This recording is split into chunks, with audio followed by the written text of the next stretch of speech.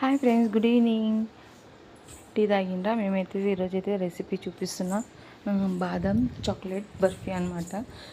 బాదం మన ఇంట్లో ఎక్కువ ఉన్న పిల్లలు తినకపోయినా ఇలా ట్రై చేయండి ఒకసారి. అయితే బాదం అయితే కొంచెం సేపు మార్నింగ్ అయితే నేను నానబెట్టుకున్నా. మీకు కావాలనుకుంటే కొంచెం వేడి నీళ్ళు వేసి నానబెట్టుకొని పొట్టు తీసేస్తే ఈజీగా వచ్చేస్తుంది.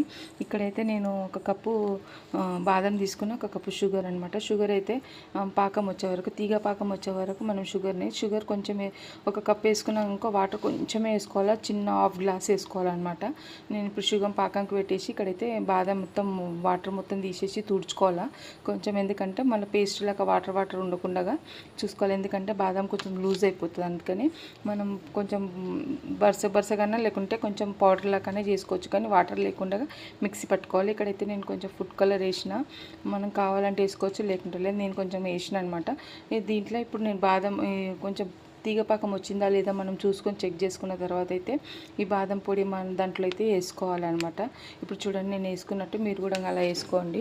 వేసుకున్న తర్వాత దాన్ని అయితే కలుపుకోవాలి, గడ్డ కట్టకుండా కలుపుకోవాలన్నమాట, ఉండలు లేకుండా. ఇట్లా ఉండలు గుట్ల వస్తే మళ్ళీ కష్టం అయిపోతుంది, అంటే బాగుండదు బర్ఫీ. ఇట్లా ఉండలు లేకుండా మనం కలుపుకోవాలన్నమాట. దాంట్లో కొంచెం నెయ్యి వేసుకుంటూ కలుపుకోవాలి. షుగర్ మొత్తం పాకం వచ్చినాకనే వేసుకోవాలి పౌడర్ అయితే. ఇప్పుడు కలుపుకున్న తర్వాత అయితే మళ్ళీ కొంచెం నెయ్యి వేసుకోవాలి. దీంట్లోనే చాక్లెట్ పౌడర్ వేసుకోవాలి 2 స్పూన్లు. మనకు టేస్ట్కి ఎంత కావాలో అంత వేసుకోవాలన్నమాట. 2 టేబుల్ స్పూన్లైనా 3 స్పూన్లైనా, నేను ఇక్కడ 2 వేసుకున్నా. ఇప్పుడు మంచిగా దాంట్లో కూడా ఉండలు లేకుండా కలుపుకోవాలి. కలుపుకున్న తర్వాత అయితే మొత్తం నీట్గా మొత్తం ఎట్లా మనకు ఇప్పుడు పేస్ట్ లాగా రావాలన్నమాట. ఇప్పుడు నేను బటర్ పేపర్కి కొంచెం నెయ్యి అంటించి దాని మీద దానిపైన వేసుకున్న తర్వాత మళ్ళీ కొంచెం నెయ్యి వేసుకోవాలి.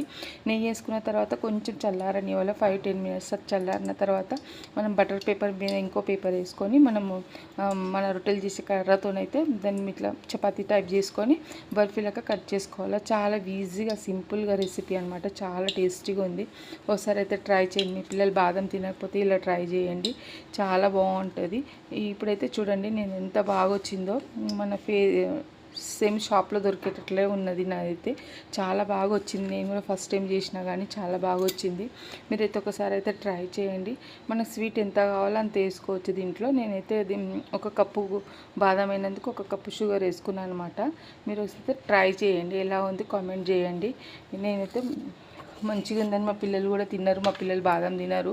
నేనైతే ఇది చేసినందుకు కంపల్సరీ వాళ్ళు తిన్నారు అనమాట. చాలా టేస్ట్ ఉంది మమ్మీ అన్నారు. ఓకేనా ఫ్రెండ్స్, వీడియో కానీ నచ్చితే లైక్ చేయండి, షేర్ చేయండి, సబ్స్క్రైబ్ చేయండి, ఎలా ఉంది కామెంట్ చేయండి, మీరు కూడా ట్రై చేయండి. ఓకేనా ఫ్రెండ్స్, బాయ్. ఫుల్ వీడియో చూడండి.